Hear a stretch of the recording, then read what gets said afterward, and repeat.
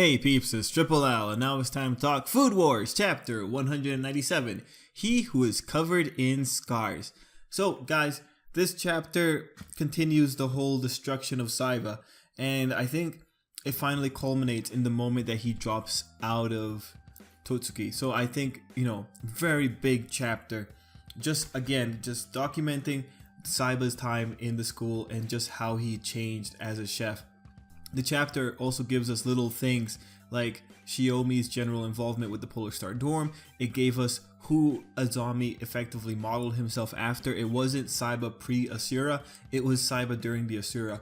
And what's actually really interesting about that is that effectively Azami modeled himself after the person he admired, but when the person that he admired was in the most pain. This is arguably like the time that Saiba was, well, after seeing this chapter, definitely not in his best place. So it's interesting to see that Azami gravitated to that version of Saiba, and that might ultimately be the last that he saw of Saiba until he heard whatever he was doing somewhere else. Anyway, I just want to get the little things out of the way first, because the big thing here is who Joichiro is and how did he become who he is. That's the big deal. And so other little things was just seeing the general superiority of the Polar Star Dorm. This is their golden era. Seeing Azami's, adoration for Saiba. Seeing who was still willing to go up against him. It was the first seat, the third seat, and the fourth seat. Pretty interesting. Still no Yukihira. We still have not seen anyone with Yukihira. We got to see Saiba winning some more competitions at the beginning. One girl thought that she wouldn't be taken over, but she was torn apart. Anyway, those are all the small moments I can think of. It's just people being concerned about him. And man, let me say this. This little mini arc has been very interesting because it is so open to interpretation, because the main character of this mini arc, the character who this is all revolving around, is not vocalizing his problems. All we can do is look at what people are saying about him and try to infer what's going on based on his facial expressions. And thankfully, Shokugeki no Soma, or Food Wars, is the series that uses a lot of visual metaphors. Of course, they use it a lot when they're doing the foodgasms, but here, the visual metaphor of that wasteland, I think it works really well, and it might give us the most insight into what actually is going on with Saiba. And I think this chapter really solidifies the interpretations that you could take away from this chapter. So now let's talk about the man of the hour, Saiba. So throughout this chapter, we start seeing that Saiba is getting hurt in his pursuit of this culinary expertise, this wasteland. In the chapter, it also runs in parallel with the thought that he really needs to take cooking to the next level if he wants to win at Blue. And now keeping in mind things that have happened before, I have my ideas on what's going on here. Let's start with the easy things, like him getting hurt while he's pursuing his craft. I think that ultimately is just showing that he is really sacrificing a lot. I think every time that he gets hurt in the metaphor, it's just saying that this is taking its toll on his health. It's taking his toll, it's stressing him out. This is something that he's still pursuing, even though it's effectively self-destructive towards him. And as we see him just pursuing it by himself, we eventually see in the metaphor that he has a broken leg, everything's falling apart, he has cuts all over.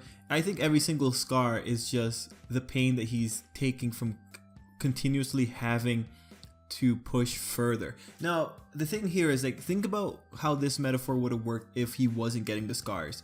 He would have just been continuing throughout the wasteland. Maybe he would have had a smile on his face. Maybe he's getting there. Maybe he's going through with his lantern. But that's not what's ultimately happening. Ultimately, in the metaphor of that wasteland, he's getting hurt. So that just translates into mental stress and anguish that's coming from him. And now, we had a very interesting thing where we had Saiba saying some key lines in the last two chapters. One of the first ones when he was dealing with people that just kept saying that they want to see his next dish. That's a key line, but back then, I had a slightly different interpretation. And then last chapter where he said, pretty much the idea of making hard work or devaluing hard work by putting a label on him like genius, or pretty much the idea that this genius takes a lot of hard work. Ultimately, after seeing the way he is hurting himself to get to these bigger heights, And now keeping in mind what he said about Soma, that Soma was the kind of person who didn't let failure stop him, who kept working in spite of failure, I think ultimately you could make the argument that Saiba was afraid of failure, that these people who had been putting all these hopes on him, he didn't want to actually let them down.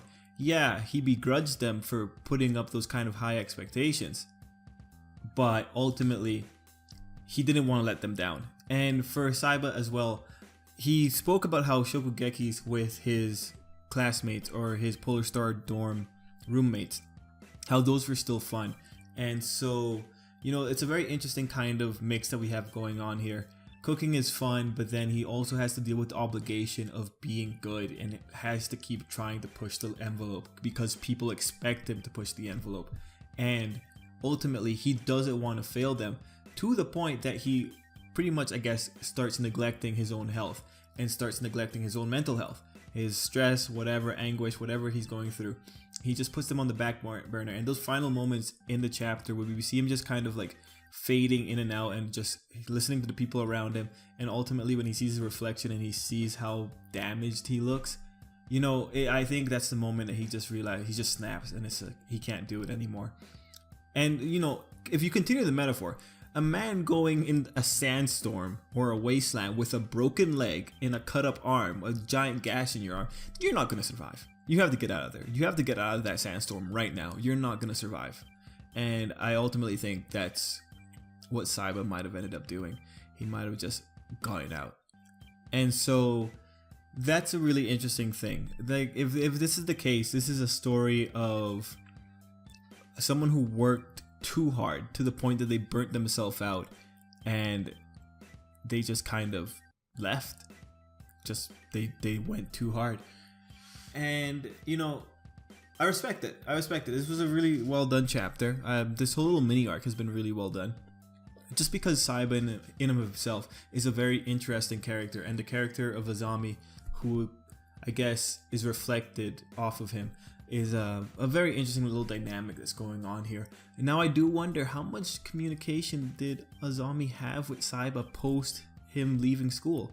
Like, did these guys actually keep talking? That's, to me, one of the big questions for me. Anyway, guys, I really like this chapter. I think I'm going to leave it there. That's pretty much all I can say about it. This was a chapter where I just kind of made this interpretation. This was a chapter that culminates the interpretation that you could have had about Saiba. And I do think the metaphor of the wasteland and Saiba's condition in it is a very important part of whatever interpretation that you could draw from this chapter. Anyway, guys, that's pretty much it for me. We might not be getting a Soma chapter for another 2 weeks. So till then, you know, have a great day, and I will see you then. Let me know what you think down below. But yeah, have a good day.